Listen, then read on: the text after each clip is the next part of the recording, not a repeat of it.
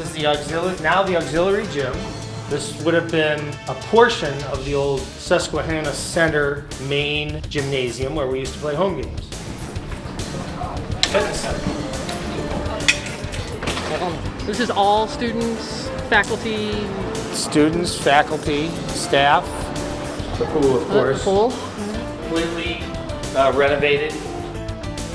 And really the way it was constructed is, as you can see, you know, we can shut down the arena side, keep the Susquehanna side open, or vice versa, or both if necessary. You walk in here, you see different color seats. That is probably the most frequently asked question. Why are some of the seats blue? That's from the architect. As I understand, it's an architectural trick so that when you have a scattered, sparse crowd, instead of them sitting in solid seating where then you see just the scattered and sparse attendees, instead you see there's these other blotches of color in there so that it's not as obvious that it's a small crowd. Now exactly how they put which one where, you'd have to ask the architect. He's the one that decided that. We've got those really nice, expensive scores tables that's got a lot of graphics on them. Do a lot of things that you'll see when you look on, like watch games on ESPN, like Duke and Ohio State and all those guys. We have the same tables that they have. We debated long and hard about the design of the floor. We wanted to leave a high school three-point arc, but we didn't want to look and be very obvious that we had high school lines, so that if we do host a high school event, that it's there. That was why we painted the three-point area as opposed to painting the lane. So it is amazing the transformation that this building occurs. Over the weekend we had a free concert open to the public. So we put a 40-foot by 25-foot stage down on the arena floor. But yeah, this is all the infrastructure of stage, speakers, additional lighting. These are all the things that you need to have a show as opposed to a game.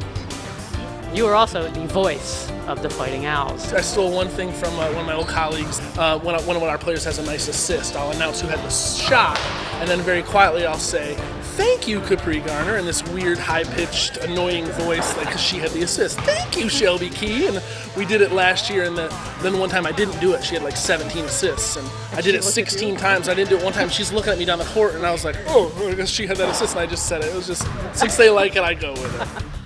A lot of talk about what logo to put on the center court. We talked about all that stuff. There was a lot of sentiment to just put the owl head. If you're Baltimore Orioles, you know, people see that bird and you can probably get away with just the bird. We thought that needed a little more than just the owl. Ultimately, we wanted to use the name Harford, and of course it's on the baselines as well.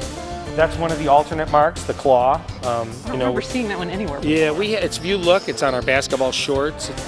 The main mark is that owl head, and then there are a couple of alternate marks that go along with it. The magnetic H thing occurred to me when, you know, you see all those O's driving around, and I was like, we got to make that H into a magnet. And you know, and that really is what it comes down to, is that when people see that H, that they start to say, oh, that's the Harford H. Now, when you see one of those H's on a car when you're driving by, do you have like a special salute? So like a secret? No, it's just a grin. Yep, that's my H. This is where the locker rooms are, the athletic trainer's office and space is. Is this one of the main locker rooms here? Yeah, these are the two varsity locker rooms. You saw how nice our home locker rooms are. And these are a little, not quite as nice as our home team lockers, but you know, we used to send visiting teams into the classroom at halftime. And if you look behind you, that's where the old building ends and the new building begins. That's pretty cool. That's the one best spot where you can see where they had to get to the guts of the old foundation. This is like the Berlin Wall. This is historic. Frustrating story for me was when they redid the auxiliary gym. We were told initially they were going to keep the floor in there. At some point, the contractor said, for us to have to cover it and all the expense we have to go to keep that floor there, it's cheaper to rip out the old floor and just put in new flooring. Unfortunately, I didn't find that out until after it was done and they'd ripped the old out, because I would have saved the center circle or the logo that was painted and put it on display. Aww. And it was too late, and I'm still disappointed telling the story. I got one slat of the floor. So that's in my office right now. Get a shout out back to the tennis courts being under construction there. We're actually going back into the old building. There are two locker rooms up here. The game night are for officials. The officials love us too now.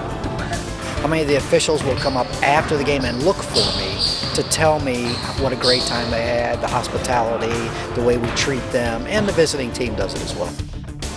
And there's a student lounge here. It's a nice place for folks to hang out, including basketball players. I like they're all working. That's impressive.